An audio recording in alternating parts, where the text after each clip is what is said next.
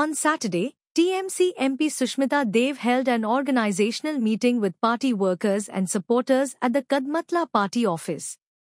The meeting was attended by District TMC President Bimal Nath, TMC Women's Leader Panna Dev, and other party members.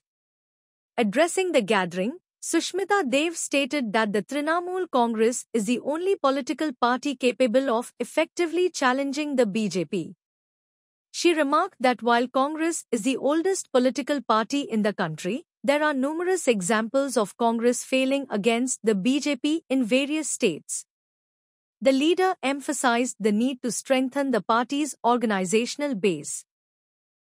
আমাদের দলে যোগদান তিনজন করেছে যারা আগে ভারতীয় জাতীয় কংগ্রেসের পক্ষ থেকে প্রতিদ্বন্দ্বিতা করেছিলেন বিধানসভার নির্বাচনে আমাদের মোহাম্মদ নুরুল হক সাহেব, রাজেন্দ্র দাস বাবু এবং নুরুল হক সাহেব তিনি যুবরাজনগরের নাকি এখানে কদমতলা। তো আজকে এখানে আসার মূল উদ্দেশ্য হলো তাদেরকে জয়েনিং করা। এছাড়া বেশ কয়েকদিন থেকে আমাদের ত্রিপুরা প্রদেশ তৃণমূল কংগ্রেসের যারা নেতারা এবং অফিস বেরাররা কর্মীরা একটা দাবি রেখেছিলেন একবার ওদের সঙ্গে দেখা করা। তো আসামে আমরা ইতিমধ্যে নতুন সভাপতি দিয়েছি, সেই কাজকর্ম নিয়ে ব্যস্ততার জন্য আমি এতদিন আসতে পারিনি। আমি আজকে এখানে এসছি, কিন্তু আগামী দিনে আগরতলা সহ সাউথের দিকেও যারা তৃণমূল কংগ্রেসে আছেন কাজ করতে ইচ্ছুক তাদেরকে নিয়ে বসে একটা আলোচনা করে আমার উদ্দেশ্য একটা রিপোর্ট আমাদের ন্যাশনাল জেনারেল সেক্রেটারি অভিষেক বন্দ্যোপাধ্যায়কে দেওয়া।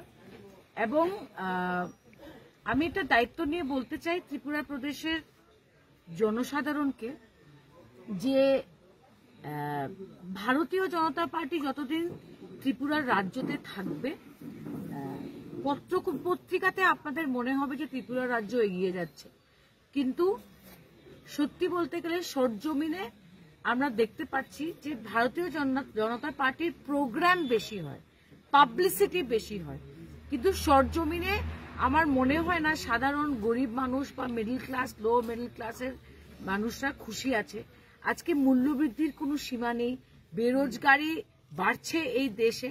যারা ডলার আর রুপির এক্সচেঞ্জ রেট নিয়ে প্রাইম মিনিস্টার মোদী এত কথা বলতেন, আজকে কোথায় ডলার আর কোথায় আমাদের রুপিস।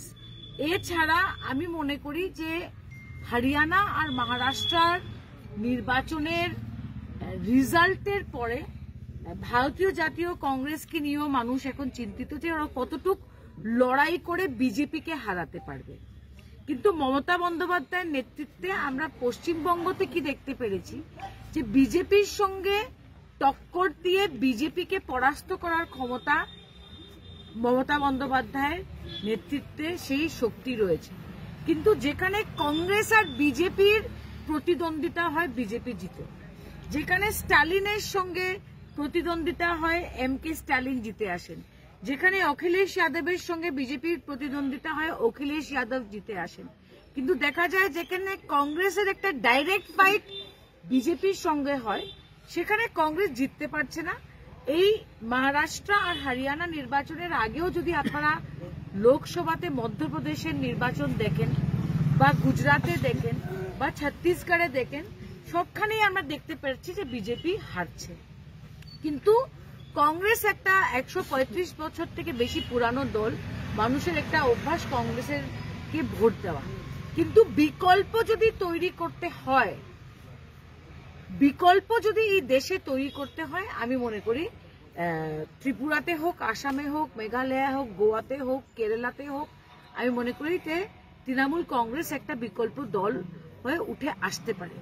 আমাদের আদর্শ, আমাদের প্রিন্সিপাল, আমাদের আইডিওলজিতে যেটা আছে, আমাদের দলীয় সংবিধানে যেটা আছে, সেটার মধ্যে সব জাতি ধর্ম ভাষা সবাইকে নিয়ে এগিয়ে যাওয়ার এই সিদ্ধান্ত মেনেই আমরা আমাদের তৃণমূল কংগ্রেসের সংবিধান তৈরি করেছি এবং এটা পালন করেই মমতা বন্দ্যোপাধ্যায় বাংলায় রাজনীতি করছেন। এবং আমি বাংলার পরিস্থিতি যেটা দেখে আসলাম,